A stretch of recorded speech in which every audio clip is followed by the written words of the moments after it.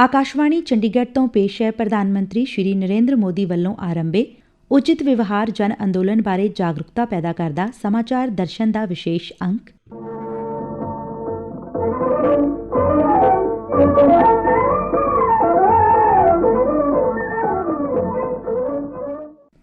ਅੱਜ ਦੇ ਅੰਕ ਵਿੱਚ ਸ਼ਾਮਲ ਹੈ ਵੱਖ-ਵੱਖ ਖੇਤਰਾਂ ਦੀਆਂ ਸ਼ਖਸੀਅਤਾਂ ਵੱਲੋਂ ਲੋਕਾਂ ਨੂੰ ਤਿਉਹਾਰਾਂ ਦੇ ਚੱਲ ਰਹੇ ਮੌਸਮ 'ਚ ਕੋਵਿਡ-19 ਤੋਂ ਬਚਣ ਲਈ ਅਪੀਲ ਅਤੇ ਇਸ ਹਫ਼ਤੇ 31 ਅਕਤੂਬਰ ਨੂੰ ਮਨਾਈ ਜਾਣ ਵਾਲੀ ਲੋਹ ਪੁਰਸ਼ ਸਰਦਾਰ ਪਟੇਲ ਦੀ ਜਯੰਤੀ ਦੇ ਸਬੰਧ ਵਿੱਚ ਆਮ ਲੋਕਾਂ ਨਾਲ ਗੱਲਬਾਤ।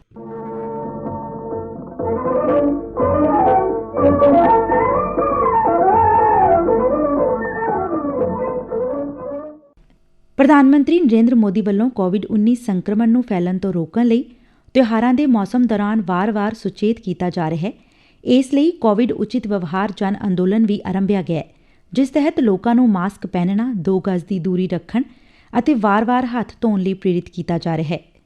ਪੰਜਾਬ, ਹਰਿਆਣਾ ਅਤੇ ਚੰਡੀਗੜ੍ਹ ਦੀਆਂ ਲੋਕਪ੍ਰਿਯ ਸ਼ਖਸੀਅਤਾਂ ਨੇ ਪ੍ਰਧਾਨ ਮੰਤਰੀ ਦੇ ਇਸ ਅੰਦੋਲਨ ਨੂੰ ਅੱਗੇ ਤੋਰਦਿਆਂ ਸਾਰਿਆਂ ਨੂੰ ਕੋਵਿਡ ਉਚਿਤ ਵਿਵਹਾਰ ਅਪਣਾਉਣ ਦੀ ਸਲਾਹ ਦਿੱਤੀ। ਇਸੇ ਸਿਲਸਿਲੇ 'ਚ ਫਰੀਦਾਬਾਦ ਤੋਂ प्लेबैक सिंगर बिंदु सरगम ने कहा, हमारे आदरणीय prime minister Shri Narendra Modi ji campaign चला रहे हैं। सो मेरी आप सबसे रिक्वेस्ट है, आप जब भी निकलें मास्क पहनकर निकलें, सोशल डिस्टेंसिंग को आप लोग प्रॉपरली फॉलो करें एंड फ्रीक्वेंटली हैंड वॉश करते रहें, क्योंकि कोविड-19 की रेटिंग कम हुई है अभी भी, वो हम सबके बीच में है। इस नवरात्रे में माँ दुर्गा से यही प्रार्थना करूँगी कि ये सब जल्दी से जल्दी ख़त्म हो और हम एक हेल्दी, एक स्वस्थ लाइफ जी सके। पंचकुला के डिप्टी कमिश्नर मुकेश कुमार आहूजा ने कोविड उचित व्यवहार ਲਈ बनाई कार्य योजना बारे जानकारी देंदਿਆਂ कहा, इस बारे में हमने एक एक्शन प्लान बनाया है जो कि कॉमन बिहेवियर कैसा रहना चाहिए जनता का कोविड-19 को देखते हुए। उस अभियान के तहत जो किया जा रहा है, एक तो जितने भी पब्लिक प्लेसेस हैं वहाँ पे लोगों की जागरूकता के लिए हमने होर्डिंग्स लगवाए हैं। होर्डिंग्स में 3 चीज़ों के ऊपर फोकस किया गया है।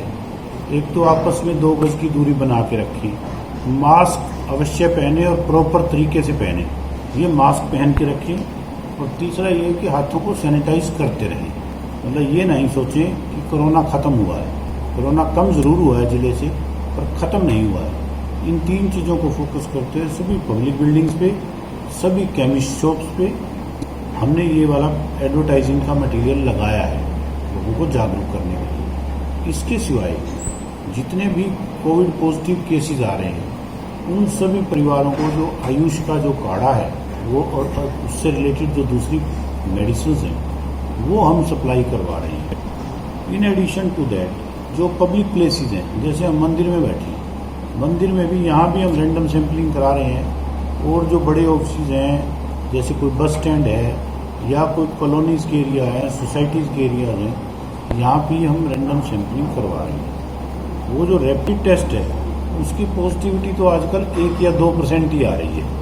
200 टेस्ट में से 1 या 2 पॉजिटिव आती हैं। रूटीन में भी केसेस कम हुए हैं, परंतु ख़त्म ना होने की वजह से अभी कैरियर स्प्रेड आउट से रूल आउट नहीं किया जा सकता। तो हम सैम्पलिंग की जो फ्रीक्वेंसी है ये बढ़ा रहे हैं। पिछले 10 दिन में 8300 के करीब सैंपल हुए हैं, यानी कि 850 850 की डेली की एवरेज आती है। तो ये एक बार मोटी मोटी स्ट्रेटजी हमने अपनाई है।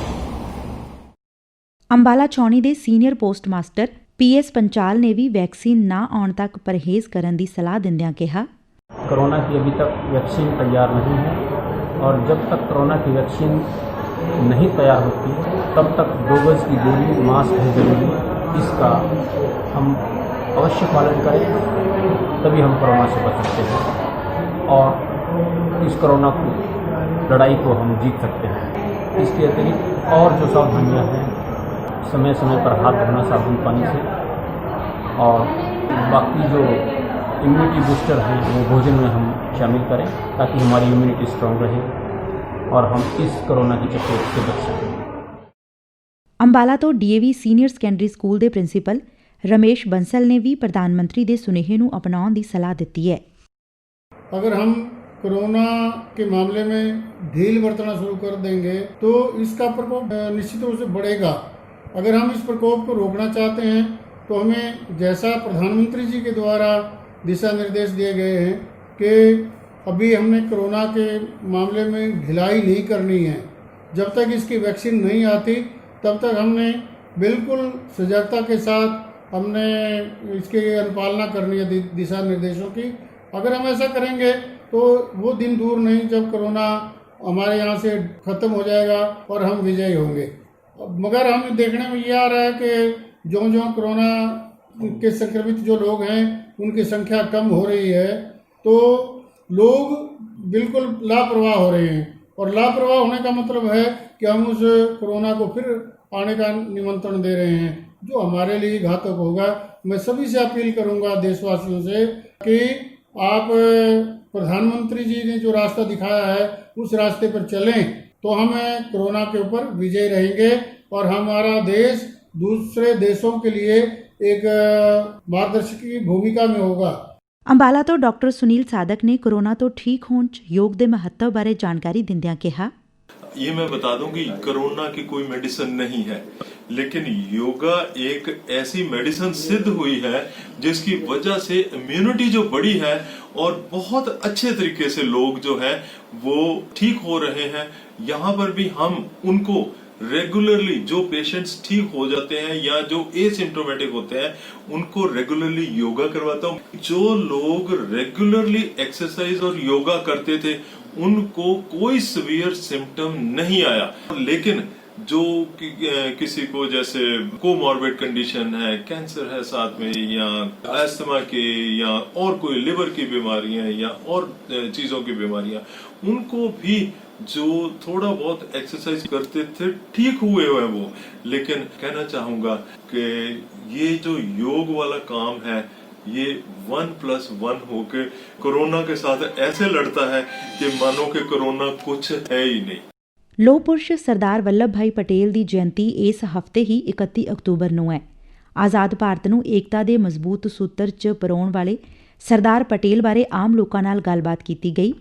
ਪੰਚਕੂਲਾ ਤੋਂ ਇਤਿਹਾਸ ਦੀ ਅਧਿਆਪਕਾ ਪ੍ਰਿਆ ਬੇਨੀਵਾਲ ਨੇ ਸਰਦਾਰ ਪਟੇਲ ਦੇ ਦੇਸ਼ ਪ੍ਰਤੀ ਯੋਗਦਾਨ ਨੂੰ ਯਾਦ ਕਰਦਿਆਂ ਕਿਹਾ, जिन्हें हम लौह पुरुष के नाम से भी जानते हैं, इन्होंने हमारे देश को आज़ादी के बाद एक अखंड भारत बनाकर दम लिया, क्योंकि ये अपने काम के प्रति पूरे दृढ़ निश्चयी थे और कर्मठता से अपना पूरा काम पूरा करते थे, इसीलिए इन्हें लौह पुरुष भी कहा जाता है। और आज सरकार भी इन्हीं के कामों को लेकर ये जो इनका जन्म दिवस है वो राष्ट्रीय एकता दिवस के रूप में मनाती है, ताकि जो हमारी युवा पीढ़ी है इससे सीखे, प्रेरणा ले। हम जो भी काम अपने हाथ में लें उन्हें हमें पूरी लगन के साथ हम उसे पूरा करें। ਮੁਹਾਲੀ ਤੋਂ ਸਾਡੇ ਪੱਤਰਕਾਰ ਨੇ ਅਨੁਸੂਚਿਤ ਜਾਤੀਆਂ ਬਾਰੇ ਕਮਿਸ਼ਨ ਦੇ ਸਾਬਕਾ ਚੇਅਰਮੈਨ ਰਾਜੇਸ਼ ਬਾਗਾ ਨਾਲ ਗੱਲਬਾਤ ਕੀਤੀ ਤਾਂ ਉਹਨਾਂ ਸਰਦਾਰ ਪਟੇਲ ਬਾਰੇ ਆਪਣੇ ਵਿਚਾਰ ਰੱਖਦਿਆਂ ਕਿਹਾ, ਸਰਦਾਰ ਵੱਲਭ ਭਾਈ ਪਟੇਲ ਜੀ ਜਿਨ੍ਹਾਂ ਦਾ ਜਨਮ ਗੁਜਰਾਤ ਦੇ ਵਿੱਚ ਹੋਇਆ ਸੀ ਤੇ ਗੁਜਰਾਤ ਚੋਂ ਉਹਨਾਂ ਨੇ ਪੂਰੇ ਦੇਸ਼ ਵਿੱਚ ਪਹਿਲੇ ਜਿਹੜੇ ਹੋਮ ਮਿਨਿਸਟਰ ਬਣੇ ਸੀ ਤੇ ਉਹਨਾਂ ਨੇ ਆਜ਼ਾਦੀ ਤੋਂ ਬਾਅਦ ਜਿਹੜੀਆਂ ਰਿਆਸਤਾਂ ਸੀ ਸਾਰਿਆਂ ਨੂੰ ਭਾਰਤ ਵਿੱਚ ਮਿਲਾਉਣ 'ਚ ਬਹੁਤ ਵੱਡਾ ਯੋਗਦਾਨ ਦਿੱਤਾ ਸੀ। ਵਿਸ਼ੇਸ਼ ਤੌਰ ਤੇ ਜਿਹੜੀ 370 ਧਾਰਾ ਜੰਮੂ ਕਸ਼ਮੀਰ 'ਚ ਖਤਮ ਹੋਈ ਆ, ਉਹਨਾਂ ਦਾ ਸੁਪਨਾ ਸੀ ਕਿ ਜੰਮੂ ਕਸ਼ਮੀਰ ਵੀ ਦੇਸ਼ ਦਾ ਬਿਲਕੁਲ ਇੱਕ ਅੰਗ ਬਣੇ ਤੇ ਅੱਜ ਮੋਦੀ ਜੀ ਨੇ ਉਹਨਾਂ ਨੂੰ ਸ਼ਰਧਾਂਜਲੀ ਦਿੱਤੀ ਆ ਉਹ ਸ਼ਾਮਲ ਕਰਕੇ ਜੰਮੂ ਕਸ਼ਮੀਰ ਨੂੰ।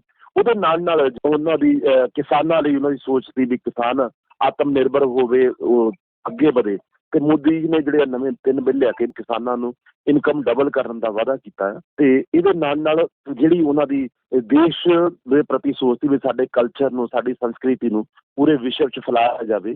ਅਸੀਂ ਜਿਹੜੇ ਆਪਸ ਵਿੱਚ ਜਾਤ ਪਾਤ 'ਚ ਵੰਡ ਹੋਏ ਹਾਂ ਜਾਂ ਅਸੀਂ ਫਿਰਕਿਆਂ 'ਚ ਵੰਡ ਹੋਏ ਹਾਂ ਜਾਂ ਅਸੀਂ ਵੱਖ-ਵੱਖ ਸਟੇਟਾਂ 'ਚ ਵੰਡ ਹੋਏ ਹਾਂ, ਅਸੀਂ ਪੂਰੇ ਇੱਕ ਰਾਸ਼ਟਰ ਦੇ ਰੂਪ 'ਚ ਇਕੱਠੇ ਹੋਈਏ। ਇਹ ਉਹਨਾਂ ਦੀ ਬਹੁਤ ਵੱਡੀ ਸੋਚ ਸੀ ਤੇ ਅੱਜ ਦੇਸ਼ ਉੱਧਰ ਨੂੰ ਵਧਾ ਰਹੇ ਹਾਂ। ਮੈਂ ਆਪਣੇ ਵੱਲੋਂ ਉਹਨਾਂ ਦੇ ਜਨਮ ਦਿਨ ਤੇ ਬਹੁਤ-ਬਹੁਤ ਵਧਾਈ ਦਿੰਦਾ। ਪੰਚਕੂਲਾ ਤੋਂ ਦਿਨੇਸ਼ ਕੁਮਾਰ ਨੇ ਸਾਡੀ ਪੱਤਰਕਾਰ ਨੂੰ ਸਰਦਾਰ ਪਟੇਲ ਬਾਰੇ ਆਪਣੇ ਵਿਚਾਰ ਰੱਖਦਿਆਂ ਕਿਹਾ, अपना देश सरदार वल्लभ भाई पटेल जी की 145वीं जयंती मना रहा है। देश के प्रथम उप प्रधानमंत्री सरदार पटेल जी ने देश के एकीकरण में जो भूमिका निभाई वह अत्यंत सराहनीय एवं इतिहास के पन्नों में सदा अमिट रहेगी। सरदार जी ने जो एक भारत बनाया उसे हम श्रेष्ठ भारत बनाएं, यही आज की युवा पीढ़ी का परम दायित्व है।